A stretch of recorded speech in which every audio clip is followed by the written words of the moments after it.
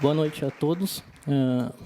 Como ela já me apresentou, eu sou Daniel Brenner e, em primeiro lugar, eu gostaria de agradecer à comissão organizadora pelo convite e pelo desafio. Como a Aureli deve estar acostumada, a gente está muito acostumado a dar aula para alunos de medicina e falar de artigos para colega, mas isso aqui é um desafio muito grande. Vou começar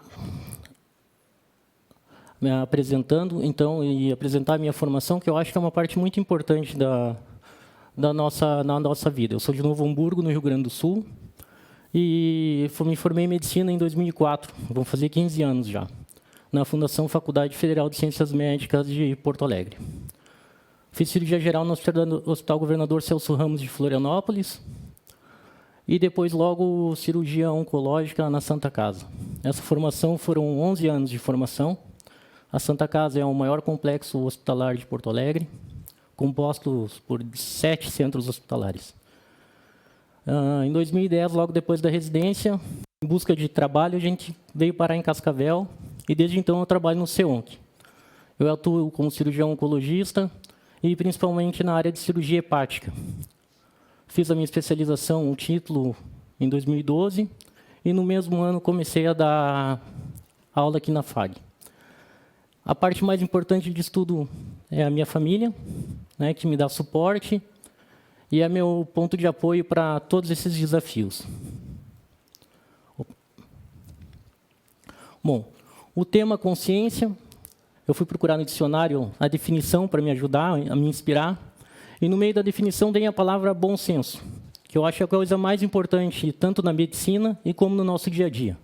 Sem bom senso, a gente não vai para lugar nenhum, principalmente nos tempos de hoje, que tudo é uma guerra, né? Ninguém pode falar nada, que tudo é problema. Eu acho que bom senso é uma palavra muito importante nesse tempo de consciência. E, para montar essa palestra, eu pensei, o que eu posso fazer, como cirurgião oncologista, eu posso fazer para mandar uma mensagem para vocês, não sendo um assunto médico, né? Não sendo um artigo ou uma discussão cirúrgica. Então, eu resolvi mostrar a minha rotina, que começa cedo, 7h30 da manhã eu estou no hospital com meus alunos, passando visita, discutindo casos, e examinando o paciente, vendo exames e decidindo qual que vai ser a nossa rotina para o resto do dia. Após essa visita, a gente vai atender o ambulatório do SUS de oncologia, o CEONC é um centro de CACOM do SUS, a gente recebe muitos pacientes, e tem muito movimento de SUS, e a gente atende dando auxílio aos alunos para aprender e ajudar os pacientes. Nesse tempo da manhã também, eu divido os horários com o meu consultório. À tarde, então todas as tardes, a gente tem cirurgia no centro cirúrgico e define o resto das condutas, né?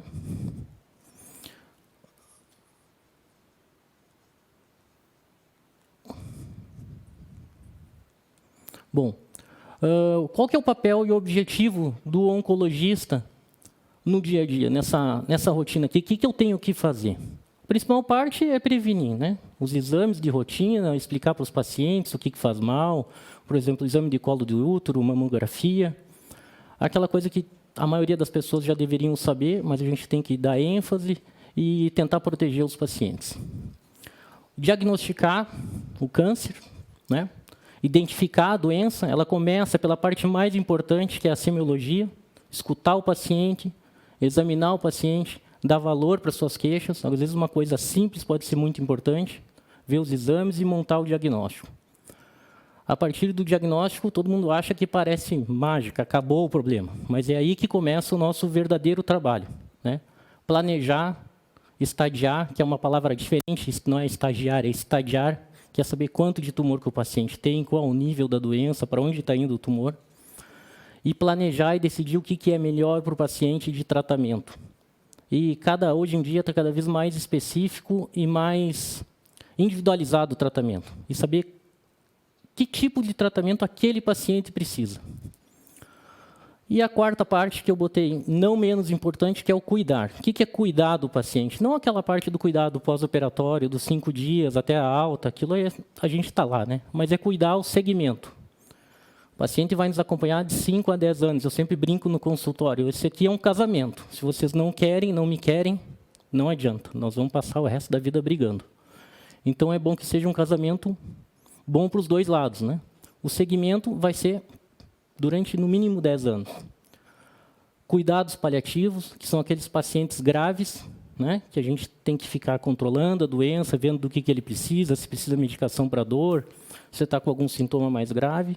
E, no final, as medidas de conforto. Existe um termo em inglês muito usado, que é Best Supportive Care, que é aquele medida na beira do leito, na beira da morte, dá conforto para as famílias, cuidados, que é uma parte tão importante quanto as iniciais.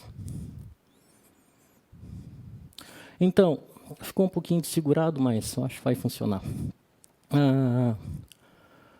Eu dividi a apresentação em 3 casos para tirar alguma mensagem para vocês. Então, esse caso eu montei, obviamente eu não vou identificar os pacientes, então esse é o caso 1 que eu botei Harley Davidson. E logo, logo vocês vão entender por quê. É um paciente que foi meu paciente faz uns 2 anos, um colega dentista, uma pessoa de vida ativa, trabalhando. A esposa era cardiologista numa cidade aqui próxima. E veio ao meu consultório me procurar com um tumor de vias biliares e fígado muito avançado. Paciente com um prognóstico terrível, já tinha lido sobre a doença e sabia que ele ia viver de 6 a 9 meses com sorte, fazendo tratamento com cirurgia e quimioterapia e todos os cuidados possíveis. E foi um paciente que eu conversei muito, porque ele era uma pessoa muito querida. E um dia nós estávamos conversando no centro, na área da quimioterapia, ele me mostrou foto do celular, e eu disse, nossa, que legal, tu tem uma Harley, eu sempre quis ter uma. Ele disse, essa aqui é a minha Harley, a Gema, a moto era amarela, cor de ovo, e toda moto tem que ter um nome, a dele era a Gema. E ele disse, nossa, eu estou pretendendo comprar uma, estou namorando uma moto, nunca decido. Ele olhou para mim, está esperando o quê? Eu tenho a minha lá na garagem e nunca sei se eu vou usar. Aquilo foi um tiro. Eu subi no meu consultório e no mesmo momento eu comprei a moto. E isso mostra que a gente não pode deixar nossos sonhos para os dias seguintes. Sempre que a gente tiver uma oportunidade, a gente tem que agir. A gente merece ser recompensado pelos nossos esforços. Então, isso me marcou muito. Esse sou eu. Essa é a minha moto. E a gente tem que merecer as nossas recompensas também. O segundo caso, eu marquei como caso dos pequenos detalhes, porque às vezes a gente está tão envolvido em cirurgia, em planejamento, e aula, e a palestra, e esquece das pequenas coisas. Essa paciente, não é essa paciente, né? Mas a paciente deste caso era uma paciente de 36 anos, e ela tinha um tumor de colo de útero que eu operei há 1 ano e meio atrás. Operei, fiz a retirada total do útero, radioterapia, quimioterapia, e tudo parecia que estava perfeito. 7 meses depois, recidiva da doença no local. Examinei, fizemos ressonâncias, e como a gente já tinha irradiado e operado, não tem outra alternativa senão reoperar. A paciente foi reoperada, saiu bexiga, intestino todo, né? Vagina, a paciente ficou mutilada, mas a princípio sem doença. E ela com a cabeça boa, dizendo assim, eu quero ficar viva.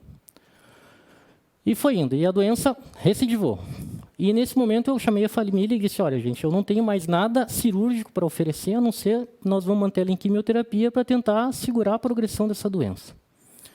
E foi indo alguns meses acompanhando, e faz umas 3 semanas, e eu ainda estava pensando no que eu ia apresentar para vocês aqui, ela voltou. Voltou na maca, caquética, com dor que não conseguia ter controle de jeito nenhum. Dor de não parar quieta, de se revirar na maca. E eu levei ela para o centro cirúrgico, chamei o anestesista, eu faço um bloqueio nela, um bloqueio anestésico para controle de dor, e eu vou medicar, e ela vai ficar internada. E daí, no outro dia de manhã, eu cheguei para passar visita com os alunos, a paciente disse, muito obrigado. Essa foi a primeira noite que eu durmo inteira em 35 dias. Então, por isso que eu botei os pequenos detalhes. Essa noite que ela dormiu, não vai contar um dia mais de vida para ela. Não vai contar um dia de mais de sucesso para mim no tratamento. Mas ela fez toda a diferença para a paciente naquele momento. Então, eu acho que quando a gente planeja as nossas coisas, não sei se alguém vai fazer medicina aqui, ou se alguém tem negócio, projetos, eu acho que os mínimos detalhes são importantes. Cada detalhe vai contar. Às vezes não para o resultado final, mas para aquele momento do planejamento vai ser importante.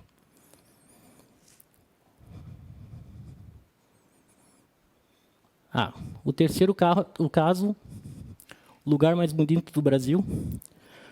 O nome do caso é a Guerreira Colorada, que é muito propício para a noite de hoje. Uma noite de final, né? E eu estou aqui me corroendo por dentro por não estar lá. Mas eu já tinha assumido o compromisso, então resolvi permanecer. Essa paciente é uma... Minha paciente há 7 anos. E ela me acompanha... Chegou já com diagnóstico com doença estadio clínico 4, que é um tumor de cólon, com metástase no fígado já. E eu operei essa paciente 9 vezes, nesses 7 anos. E vocês devem estar me dizendo, nossa, essa mulher deve estar acabada. Não. Ela está certo com os amigos dela fazendo um churrasco e se preparando para olhar o jogo. Ela é uma advogada, ela é jipeira, colorada e está sempre focada na doença dela. Todos os dias ela vem me perguntar, tem alguma coisa nova? Saiu uma droga nova? Vamos operar? Vamos ressecar a metástase? E ela sabe quase mais do que eu da doença, eu já não tenho mais o que discutir. Ela praticamente conduz o caso. Então eu escolhi esse caso para finalizar, para mostrar que foco é tudo. Em casa, eu com minha esposa decidimos nossas coisas também, eu disse, vamos manter o foco. O foco é tudo. Quando a gente tem um foco, a gente vai longe. E essa paciente foca na cura, apesar de eu saber que dificilmente ela vai ficar curada. Mas ela segue a vida dela, ela trabalha, ela não pede nada para ninguém e está sempre focada. E eu acho que é a paciente que há mais tempo eu estou tratando, desde que eu estou trabalhando aqui. Das que estão com doença ativa, né? Claro que tem paciente que eu acompanho ainda, mas em tratamento eu acho que é ela. Então, como mensagem final, a primeira é que a gente não pode desistir dos nossos sonhos e não pode postergar eles tanto assim, a ponto de a gente não ter mais tempo para fazê-los, né? O tempo é finito. Então, não vamos ficar olhando aquele negócio que está no nosso alcance. Não, eu vou deixar para depois. Tem que realizar. A outra mensagem é que os detalhes fazem toda a diferença. Os pequenos detalhes são importantes. Prestem atenção a cada passo. O cara está enxergando lá atrás o final e não olha a pedra no meio do caminho. Então, tem que prestar atenção e prestar muita atenção nos detalhes. E a última, lógico, foco e determinação. Eu sempre falo para os meus alunos que perseveras e triunfarás. Não adianta tu ficar aqui fazendo uma faculdade, sentado na cadeira, sem estudar. Se tu não fizer o teu curso, quem faz o curso é o aluno. Se tu não estudar, se tu não focar, se não fizer uma residência, se não correr atrás, ela não vai cair no teu colo. Eu acho que, montando tudo isso, a gente, com o tema consciência, eu acho que se conscientizar dessas pequenas coisas vão fazer grande diferença na vida de vocês. Obrigado.